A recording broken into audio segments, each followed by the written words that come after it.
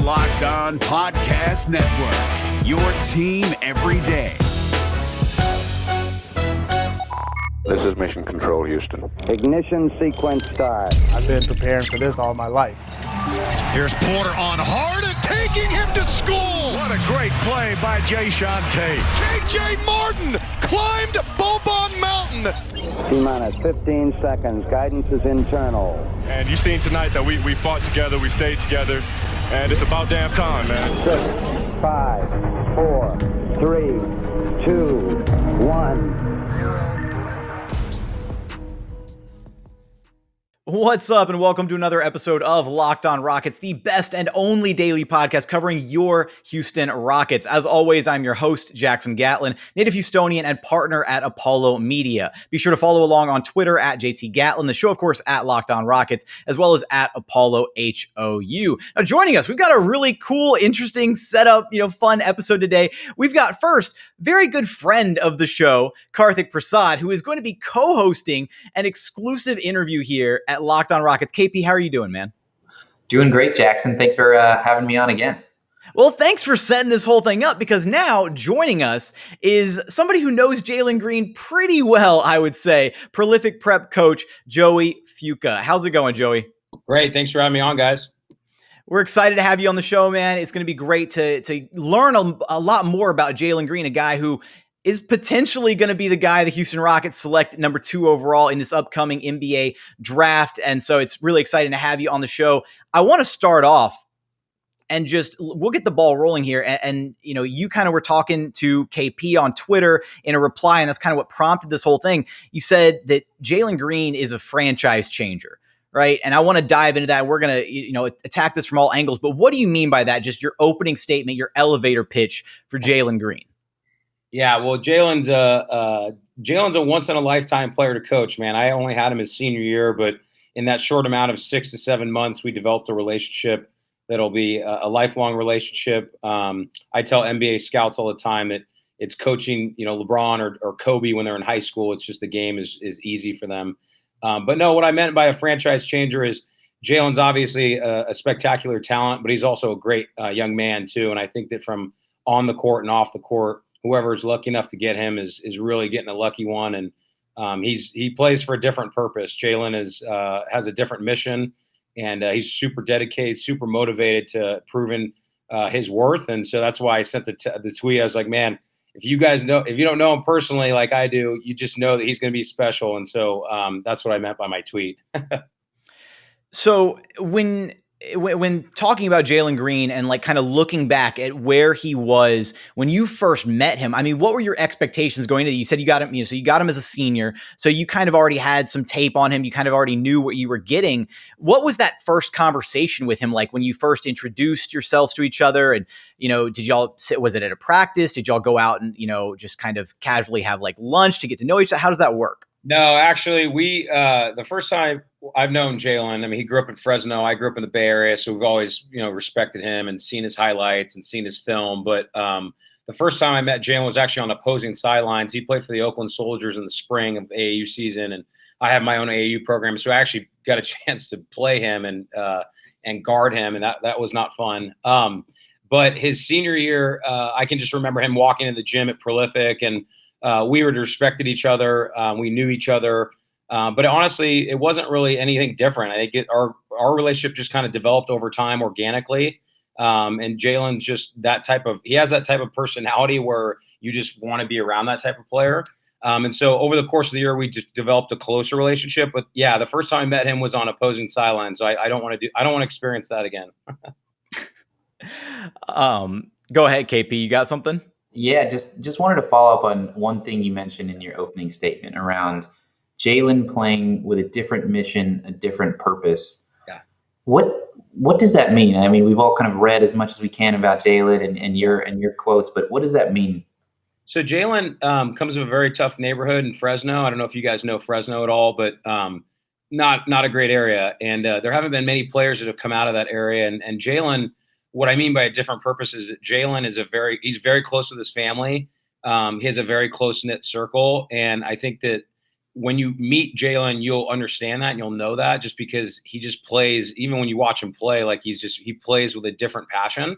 And I was lucky enough to coach him for a year and be around him and watch film with him and break down his game with him and see the things that, he needed to be a leader on. And so he's just, when I say a different meaning, a different purpose, Jalen is just, he's really motivated. And I think that that's just added fuel to obviously everything else that is going on for him right now. I know that, when you start talking about, players of Jalen's caliber, there's some questions, especially with these young guys coming out in the draft, their drive, their passion for the game. And that seems to be without question for Jalen. He doesn't, he has the intensity, he has the passion, he wants to be the best. You likened him to, talking about coaching a Kobe or a LeBron type. Is Jalen the best player you've ever coached? No question. I've been coaching for about 10 years of my life, and a high-level high school like Prolific Prep, Montverde, IMG. You do get pros, but Jalen's by far the best player I've ever coached. Probably I will ever coach, just because he processes the game at a different level. And I think that he if you watch his G League year, it took him a little while to get going because you're playing against grown men. But I have no doubt that he's gonna. I mean, Jalen is even in high school. I mean, we played 40 games, maybe one game where he just didn't play to his potential, and he knew that, and he took ownership for that. But we only lost 3 times his senior year, and one of those was a game that he didn't play to his full potential. But he took full ownership of it. Jalen he's just a special talent, guys. He will only get better with the professional outlets you guys have, from training to more shots to more weight room. I mean, when basketball is your means of a vehicle for your life and your career, then I have no doubt that he's going to really, really see a lot of improvement in his next couple months. I want to continue this conversation along, and I want to get into some of the specifics about some of the X's and O's like on the court, about what separates Jalen from some of the other guys in this draft class. And we're going to get there after a quick message from our friends over at rockauto.com. Because look, at the end of the day, why would you want to pay up to 30, 50, or even 100% more for the exact same parts for your car? Go to rockauto.com. Their catalog, super easy to navigate. You can find all the brands, specifications, everything you need for your car right there at rockauto.com. And the best part is when you're checking out, when you hit the little shopping cart icon, you go to checkout, be sure to write Locked On in there. How did you hear about us box, so that they know that we sent you. Amazing selection, reliably low prices, all the parts your car will ever need. Visit rockauto.com. And continuing on here at Locked On Rockets, your daily podcast home for everything Houston Rockets basketball, chatting with Coach Joey Fuca. Now, Joey, let's go. Is it okay if I call you Joey? Should I call you Coach? Yeah, I'm always worried with coaches, because I'm like, I want to use coach as like a title of respect, and like, but Joey's also like a really cool name. I'm just gonna throw it out there. So I want to get into some of the X's and O's about what separates Jalen. And I think something that, has drawn the attention of so many people. You're watching his highlights, you're seeing what he was able to do in the G League, and at just 19 years of age, his ability to create separation and get his own shot is unparalleled. I haven't seen a kid who is that young and is able to get the way that he does in quite some time. Yeah, Jalen really did a good job. There was a lot of questions on him in between his junior and senior year when he had a good run with Team Why Not in the Peach Jam. There was a lot of questions on his jump shot, just the consistency of his 3-ball. And then what you touched on, his ability to create separation. But Jalen, his first step is I've never seen it. And when he gets downhill, it's a different conversation. But his separation is really second to none. He developed in his summer going into his senior year. He worked with Brandon Payne, who works with Steph Curry, and he did a really good job of just being able to teach him some of that footwork stuff. And you see it with Luka Doncic. That's why Jalen really took a liking to that. And, Jalen, from a separation standpoint, I think that when you're playing against grown men, like I was telling you, it'll take a little while for you to adjust to that, but he's always had an explosive first step. And when he gets to a spot, it's over, because he's got his wingspan and his elevation on his jump shot. So I think when he gets to a spot, it's over. I used to put him in a lot of elbow isolation stuff, because it's just when he catches it there, it's really hard unless you just, obviously physically foul him out of the elbow spot.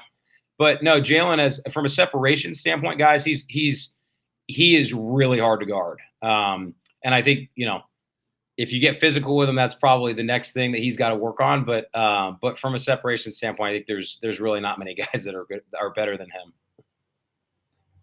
And following up on that, I mean, you kind of mentioned using him at the elbow. Yeah. I mean, you can kind of see his game progressing in a couple of ways. One is kind of a isolation, being able to take his guys off the dribble. The other is the off-ball aspect of this, and both will be important in the NBA. But how did you coach him on that? But two, how do you see both aspects of those of his game kind of growing in the NBA? Yeah, I mean, I think Brian Shaw, tried to implement some triangle stuff, and Jalen's he's a student of the game, man. That guy loves watching film, and we would sit down and break down his stuff, and even at the high school level, I mean, he could get whatever he wants. So it's a little harder to hold him accountable because the game is really easy. We actually worked a ton in ball screen just with his reads, and I actually thought he developed a really, really good decision making over the course of his senior year. I think in the NBA, obviously, like you touched on, there's a lot more isolation, which is great for him. I think that the trainers he's worked with, the coaches he's been with, it's a big testament to all those guys because he's really good at operating with minimal amount of space. And especially if you leave him on an island, it's really tough, especially if his jump shot is on where it's at. So I think whatever schemes, I think that Gentry and his staff, I mean, Jalen is he loves basketball. So he's going to, whatever he needs to do to win, he's definitely going to learn that. And I think, like you guys said, I mean, he's an 18-year-old kid. I think it'll take him some time to adjust to it, but I think over the course of time, it'll just continue to get better. When you talk about Jalen being, kind of student of the game, loving the game, enjoying, diving into the film, getting his hands dirty with all of this, is that really rare to find in a player, especially somebody his age, or is that something that you maybe see in guys they kind of develop over time? Or I'm just trying to get paint a better picture on the type of guy the Houston Rockets might be potentially getting at that number 2 overall pick, because again, you look at some of the other players in the NBA and there might be questions about their drive to win, to really be the guy for their team, and it seems like Jalen checks all of those boxes. Yeah, it's a good question. I mean, I think a lot of 17, 18-year-olds are not as open to watching film and being critiqued. And I think that's where Jalen is just special, because we had a lot of conversations early about how he could raise his game to the next level. And I think his whole life he's kind of been, with Cade, like 1-2, 2-1. And so, we really worked hard in the film room. And I think it is, to answer your question, it is unique to have that, I think, at that young of an age. But Jalen's a gamer, and like you said, he's a winner, and he wants to win. It doesn't matter if it's a drill in practice. I tell people all the time, our practices are more competitive than our games because he would bring it, and that's what you want from your leader. That's what you want from your best player, and that's contagious. And I think from a standpoint of winning, he just wants to be able to be the best player he can be. And so there was a couple conversations we had where we disagreed on stuff because he's ultra competitive and so am I. But that's what developed our relationship. Like if I was just to roll over and let him do whatever he wanted, he wouldn't respect me. And so we had a lot of different conversations about how he can improve. And they weren't long conversations, guys, because Jalen, again, processes the game at a different level. And so for me, I only had to maybe say a couple things like, hey, man, this is what I thought you could have done better. All good, coach. Like it wasn't these conversations weren't long conversations. I may have 2 or 3 clips for Jalen, whereas opposed to another player, I may have like 20 clips. So I had to pull him aside differently and be like, hey, man, like this is what I saw in this. He's like, oh, yeah, you're absolutely right. So we developed that relationship over time. I think that his coaches, whoever gets the choice to select him, is going to be really thrilled with how advanced and mature he is in that aspect. Speaking on your relationship with Jalen, I'm just going to go out on a limb here, and I'm assuming that you guys are still in contact and kind of talking a little bit. What are some of those, what are some of the conversations been like leading up to the draft? Just words of encouragement, or, has he reached out to you? What's that look like? No, I mean, me and Jalen's relationship is different. I mean, Jalen, he's a very private kid, although he's obviously big on social media. He keeps his circle pretty tight, and he knows how much I respect him. He respects me. We don't text every day. I don't call him ever. We have a unique relationship where we respect one another, but we also give each other space. I know he's living in LA right now training and he's doing his thing and that's totally cool. And he's got a lot of people in his ear and in his circle and trying to get to him. And so I kind of give him his space, and I'm actually going to be in LA this weekend, so I'll try to connect with him. But other than that, guys, I don't really. That's why we have our relationship that we do, because I don't press it. He knows that I only go to him unless I'm either congratulating him, or I've always told him, hey, look, I'm always here for you for advice or mentorship. And I think that that's kind of where we separate from other people in his life.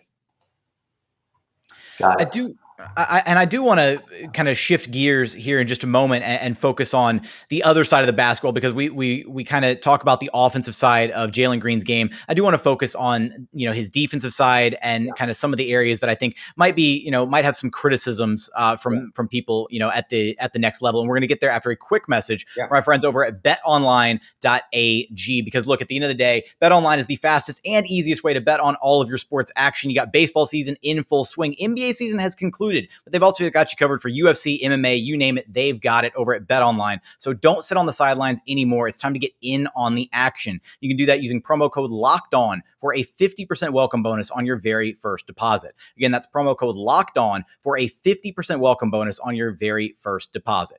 BetOnline, your online sportsbook experts. And final segment here at Locked On Rockets, your daily podcast home for everything Houston Rockets basketball. Now, Coach, I want to focus on the defensive side for Jalen Green right now, because I think one area that has been, a bit of a concern for Jalen is, can he be, like a two-way player at that next level? Can he be, a two-way force at the NBA level? And we've seen like interview clips and comments from him talking about, how he wanted to improve at the, on the defensive side. That's what he told his coaches when he first got into the G League bubble. Yeah. And when you look at, the strides that he's made since you coached him and how he's improved his game, do you see, he's got the tools there, but what do you see out of him on that side of the floor? Yeah, I think that's always a question mark when you're talking about, a top 5 lottery pick is, can he play on both sides of the ball? And, that was an area, not of concern, but I held him accountable. I think that, a kid that has all the intangibles of a 7-foot wingspan and athleticism that he does, there is no excuses for, especially at the high school level. There was a couple times where Jalen decided, all right, I'm going to guard. I'm going to take the other team's best player, and he's not going to score. Harrison Ingram, from a kid from Texas, going to Stanford, is a top 100 player. And I remember we were actually playing at the Mavericks arena, and he's like, I'm going to guard him, and it's done. And that was the first time that I had finally kind of gotten through to him. It's like, hey, man, we need you to step up right now and be our best defender. And that was cool to see that. I think that for him, just the willingness to guard and to sit down in a stance and to keep your man in front. I think for him, the physicality aspect is going to be one that he'll adjust to, obviously playing against guys that are veterans, right? You're talking about guys that, for Jalen, he's going to have to guard probably 1 through 3. You got to switch out. You're going to have to guard guys that are bigger, stronger, quicker. And so I think he's going to have no problem with it. I think he's going to have to, from a coaching aspect and also a weight room standpoint, I think those are the things any 18-year-old kid would be coming into the NBA. I remember Kobe Bryant, when he first came to the NBA, was a skinny 18-year-old and just had to adjust to the speed of the game. And I think the defensive side is where Jalen's really going to have to sit and lock in. I have no doubt he's going to be able to do it. I just think from a coaching standpoint, from a footwork and different schemes, right? Because the NBA has a lot of different schemes, whether you're switching ball screens, hard hedging, trapping, so I think there's a lot of things, right? When you're guarding the best players in the world. You're talking about the highest level of basketball. So I think for Jalen, a physicality standpoint, but also coaching, I think he's going to have no problem understanding the different schemes of the NBA. And on that, where do you think his natural talent or instincts are? Is it guarding one-on-one? Is it kind of in team defensive settings, or what do you think he can lean on as he finds his footing defensively in the NBA? Yeah, it's a good question. I think, for Jalen, he's always been a good team defender. Again, from a coaching standpoint, it's like being in the right place at the right time. So that's easy, watching film and understanding that, the different schemes that, coaches have. And then I think from a one-on-one standpoint, it's honestly just a willingness to be like, all right, this guy's not going to go by me. And he's not going to be able to catch. I think in the NBA, when guys catch at the certain spots they want to catch it, it's over. You know what I mean? So you have to work just as hard defensively to make sure that they don't do that.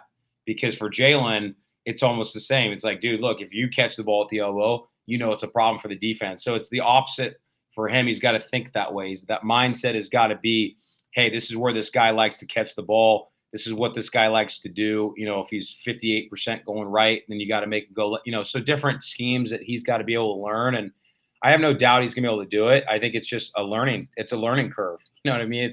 It's when you're 18 years old and you're going to the NBA and you're playing against the best players, I think he's going to learn. But again, it's taking away – the game of basketball is very simple. It's taking away the other team's strength. So for Jalen, if he's guarding a Devin Booker or if he's guarding these type of players, you got to be able to know what he does really well and then be able to give it your all every possession. Because let's face it, these guys are going to get they're going to get what they want to get. So your job is to basically limit them in the best opportunities every single possession. When looking at Jalen too, I think there's an area of his game that's kind of underrated, honestly, is his passing, right? Everybody looks at him as a certified bucket, but he's got some serious passing chops there as well. Is that something that you noticed like right away when you were coaching him? Did it kind of start to develop over time? Has he had a natural inclination to that? And do you think he can be like a legitimate playmaker at the NBA level? We actually didn't have a point guard his senior year, so he played a lot of point guard for me, and he really did a good job. I mean, obviously this is the high school level, and we played a high level high school. We were playing against, a bunch of different teams that have multiple pros that are actually in the draft this year.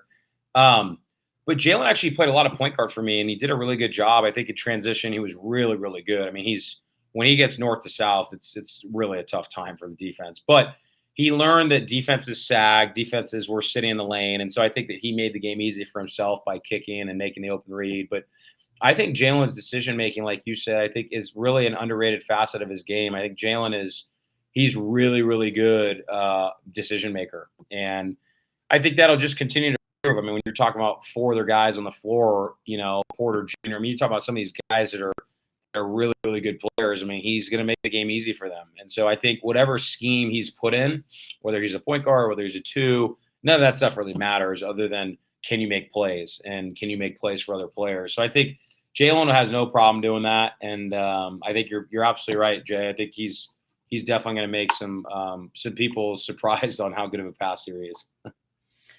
We're having this whole discussion, and we're less than a week away, actually exactly a week away from the NBA draft by the time that you'll be able to listen and watch this episode as we air it out. But what do you think about the potential destination of Houston as a landing spot for Jalen and for who he is as a person and as you've come to know him? How does that look like an enticing landing spot for him to you at least? I love it. I mean, talking about Houston's one of the storied franchises of the NBA. I think the current situation of the team needs a guy like that. I think that the word rebuild, I don't, if you want to use that, I guess. But look, anytime you're getting a top 5 pick, it's a wise investment, right? There's a lot of things that go into it. There's a lot of background. There's a lot of studying. And I think for Jalen, Houston, when it first kind of popped up, was like, man, like that would be an awesome place for him. It's somewhat close to the West Coast, right? It's kind of in the middle, but it's a storied franchise, got a new coach, you got some new young talent. I think what better opportunity? I mean, anytime, like I said, anytime you get a top 5 pick, and I'd love to see him in a Rockets uniform. I think he would do really well. I think the Western Conference is obviously, it's loaded, but I think over the course of time, I think that Houston wants to win. I think their management wants to win, and I think that he's only going to help that.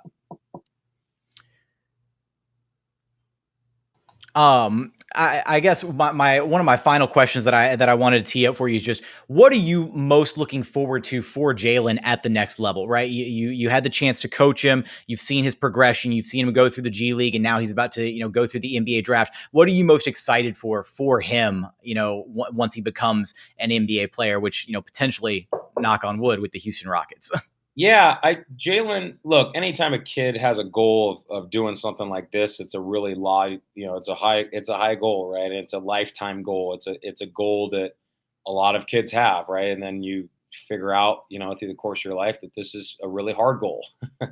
And I think for Jalen, he has had this goal, and ever since I met him, ever since I've known him, that's what he wants to do. And I think that, when a kid achieves that and you're a part of that, I always tell people I'm so grateful to be a part of his journey, just a small part, because he's just such a special kid. And so when somebody like that achieves that goal, it's like, man, like, there's just an overwhelming emotion, you know what I mean? And even I can feel it now. It's like, man, like he's really putting this on the map for him and his family and his city. He just put in a new basketball court in Fresno, and there was a ton of motivation around that, and a ton of people that were just super grateful for that. And so I think wherever he lands, guys, obviously it would be nice to be in a Rockets uniform. For me, it's just an overwhelming gratitude, you know what I mean? And I think when a kid works that hard of achieving that goal, it's like, all right, that is pretty cool, you know what I mean? And I think over the course of time, like there's going to be some doubters.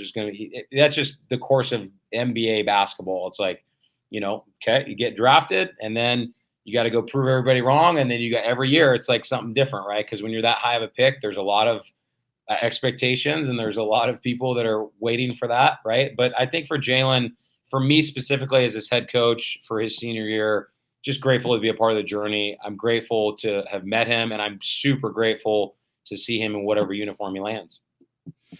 KP, any final thoughts? No, I mean, I think this has been just incredible to get your perspective. Maybe one last question for you. Yeah. If just to go back to the beginning here, full circle around franchise changer, and just the impact that Jalen would have on the guys around him.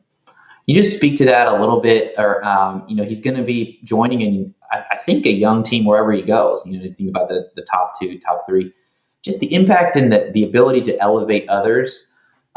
Maybe speak to that as a kind of a closing note on what sets him apart there. Yeah, I think Jalen, just from his senior year, we had another McDonald's All-American, Amari Burnett, who's a top 25 player, great player, and we had eight high major players that ended up graduating that year. So it wasn't like we had a bunch of guys that didn't know what they're doing. And Jalen has this. He has this ability to capture people around him, and he doesn't do it purposely. He just organically, you just like being around him. And that's why I said a franchise changer, because he's not. Look, he's a lottery pick from in terms of a skilled, high flyer, go down the lane and dunk on you. But he also is an amazing kid, and I guess I should say man now because he's 18. But he has the ability to capture not only the fans. I mean, the fans are going to love him. And even when he was in high school, we had a flock of players or kids that would follow our games and ask for his autograph. I mean, it was actually pretty surreal. But he also has that with his teammates, and he really has the ability to have all other 4 guys just motivated towards winning. And he's really competitive in that aspect, but he's also a really good teammate. He loves getting others involved. He loves picking up others when they make a mistake. He's really good at being coachable. And that's why I said franchise changer, because it's not, when people saw that, they're probably like, oh yeah, it's just another guy. He really can change a franchise because he has that aspect about him. I've been around a lot of good players, but I've never been around somebody that's that good, that young. And I'm talking about from a lot of different aspects, not just on the court. He's an amazing young man, and he has a flock. And his mom is Filipino, so now he has that aspect that he has a different culture that's following him now. And so I think he really is playing for a lot here, guys. And it's not, whenever you're a part of something like that, it's pretty cool to see, because he just has this persona about him. And if you guys ever get the chance to meet him, you'll see that and you'll understand that from this conversation. It's like, man, like, if I could tell everybody about him, like I would. And so from his coach, like that's why I responded to your tweet, because I'm like, man, like I saw that. I'm like, I don't think these guys really know who he is. And a lot of people don't either. I was just fortunate to know him for 8 months and be really close to him. So I think that's how I'd answer that question. I think that whoever gets him, hopefully Rockets, right, has a chance to really see a kid that just plays for a different meaning and has just a willingness to win. So. Coach, this has been an incredible conversation. We both really appreciate you taking the time to be here. I'm sure the listeners and viewers really, love this insight. It's really great to get a glimpse kind of behind the curtain as to, the type of guy that Jalen Green is, the type of man that he is, and the type of, franchise changing type player the Houston Rockets might find in their midst in less than a week. So really appreciate you taking the time to be here. Anything you want to throw in before we let you get out of here? No, I think I really appreciate you guys for having me on, and would love to stay in touch. Anything I can do to help you guys, and I'll let you know if I get in touch with Jalen this weekend. I'm hopefully going to see him down there in Thousand Oaks. He's training down there in LA, and I actually haven't seen him in a little while, just because he's been traveling and doing his thing, and obviously with a pandemic going on, there's just a lot of less visibility with people. So, but no, I really appreciate you guys having me on, and please keep me in touch if you guys need anything. Absolutely. Thanks, Coach. Thanks for taking the time. All right, guys, have a good week. Thank you. All right. That is going to do it for today's episode. Hopefully you enjoyed our interview with Coach Joey Fuca. It was great. KP did a phenomenal job co-hosting the episode. I thought it was pretty great. I got some pointers for him a little bit later on, but no, just got to throw some jabs at him now that he's off camera. But that is going to do it for today's episode. Be sure, if you haven't checked it out yet, be sure to check out our Ultimate Mock Draft 2021 presented by the Locked On Podcast Network. We've got all your local experts throwing out picks, trades, analysis all throughout the week. Go check it out if you haven't yet. Search the Ultimate Mock Draft wherever you get your podcast. If you haven't yet, subscribe to the show, our brand new YouTube channel, Apple, Spotify, Google, wherever you listen to your podcast. But for today's show, that is going to do it. As always, thank you so much for watching. Thank you so much for listening. And we look forward to having you back right here at Locked On Rockets, your daily podcast home for everything Houston Rockets basketball.